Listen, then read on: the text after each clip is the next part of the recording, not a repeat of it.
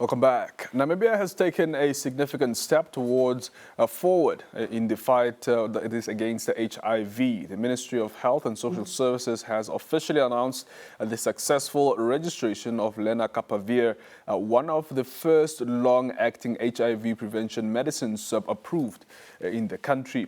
While this milestone places Namibia among leading African nations adopting next-generation HIV prevention, questions remain about affordability and access, given the medication's extremely high global price.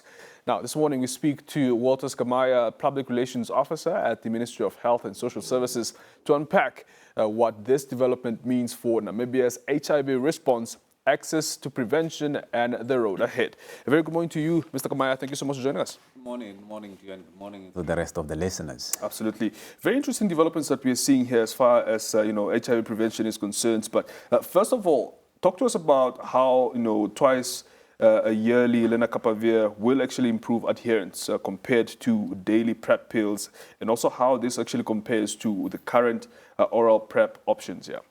Thank you very much. The oral PrEP requires taking a tablet every day, and then that alone in itself becomes challenging because you have to keep to that. You have to have reminders, you have to adhere to that schedule. And then we all know that thousands of Namibians currently rely on that system. Whereas daily dosing, it's vulnerable to forgetfulness, as well as stigma, travel, and unstable routines. I must say that sometimes if you find yourself in a position among other people, it will be a challenge for you to pull up your tablet and take it.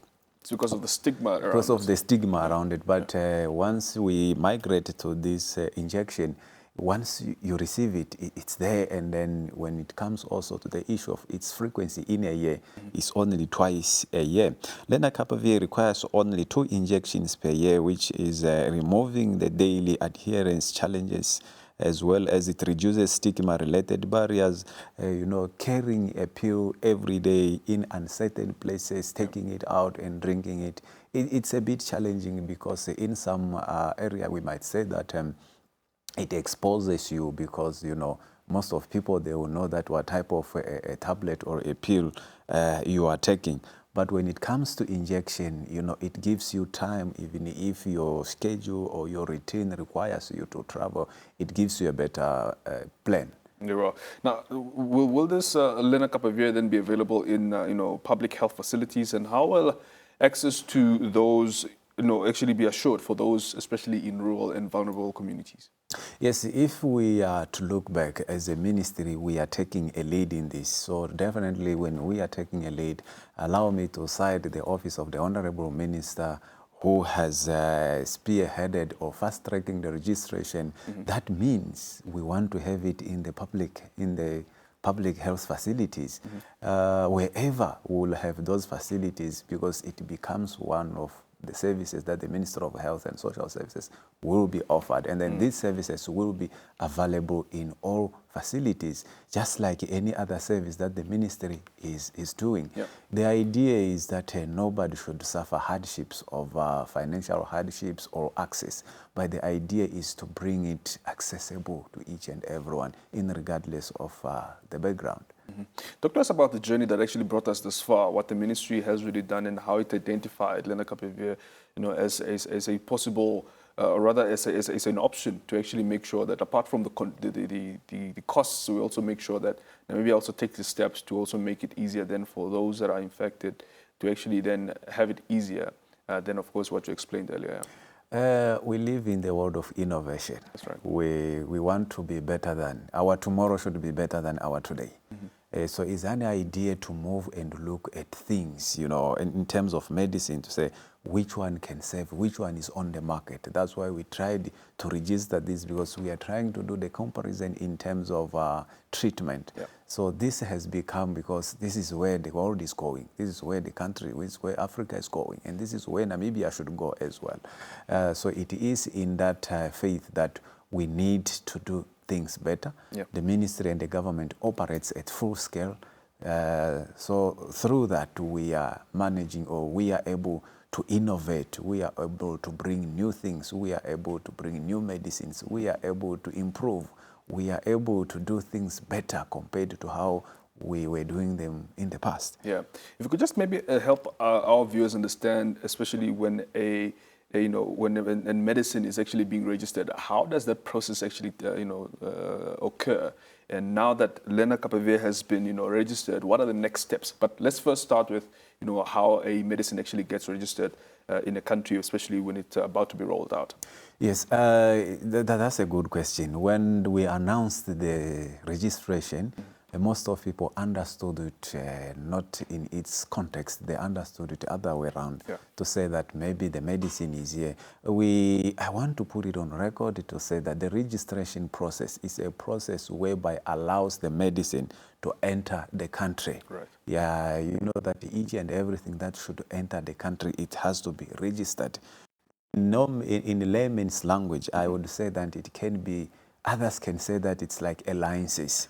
So the registration process allows this particular medicine to be placed on the shelves or on the market in the country, to enter the country. So that's the registration process. Now that this type of medicine can enter Namibia and be found in the markets of the country. So the ministry then, of course, will still pronounce itself when the medicine, of course, or lenacapavir, for instance, will be on the market. Yes, when it will be procured, when we receive our first consignment, again, the minister will be able to launch or to do a launch and say that this type of medicine is now available in public health facilities, and then encourage people to make use of it and so forth, and then announce again its rollout. Absolutely. Because of course the ministry's then, or rather mandate to now try and make this medicine affordable and sustainable for Namibians. What are some of the steps that the ministry is taking to make sure that lenacapavir is affordable and sustainable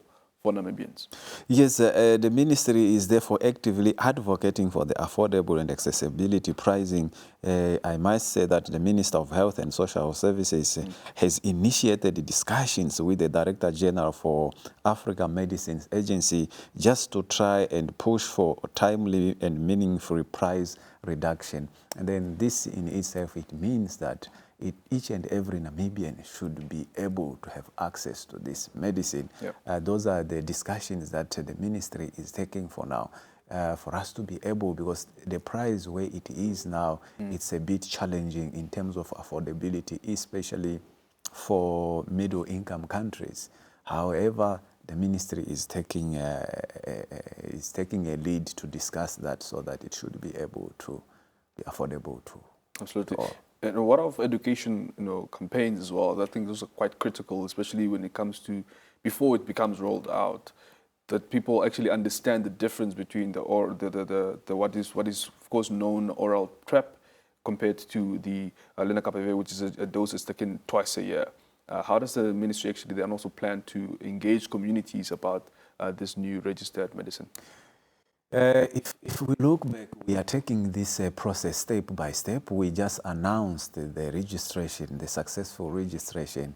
As soon as we see to it that we are moving towards, or we are closer the rollout, the ministry will utilize platforms such as this one, Good Morning Namibia, Daily Roundup, community-focused meeting groups and so forth, community leaders, faith-based organization.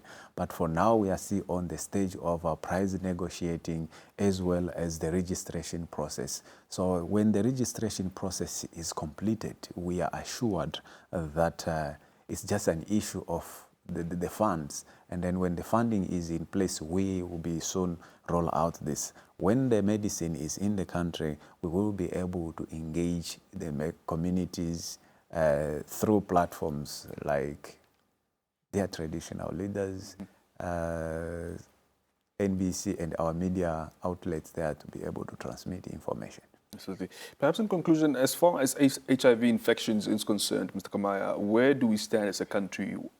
How far are we doing? How are we looking like, as far as the statistics is concerned? And what, of course, for us to be, making sure that we're taking such drastic steps as registering new medicine, are we concerned as a country, or where are we exactly in terms of the statistics?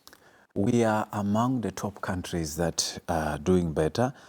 If I may touch on the issue of 95%, this basically means that 95% of people living with HIV know their status.